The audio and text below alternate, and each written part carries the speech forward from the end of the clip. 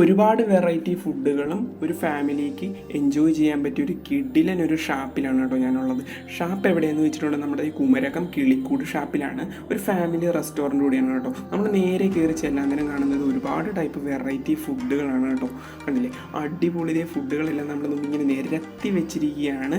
പിന്നെ നമ്മുടെ ഈ എണ്ണയെ കിടന്ന് ഇങ്ങനെ തിളച്ച് വരുന്നത് മീൻ പൊരിച്ചുകൊണ്ടിരിക്കുന്നത് കേട്ടോ. ഇതാണ് കേട്ടോ നമ്മുടെ ഒരു ഫാമിലി റെസ്റ്റോറൻറ്റ്. AC ആണ്. പിന്നെ ഇത് ലോക്കൽ സെറ്റപ്പാണ് ഇപ്പോൾ നിങ്ങൾ കണ്ടിരിക്കുന്നത്.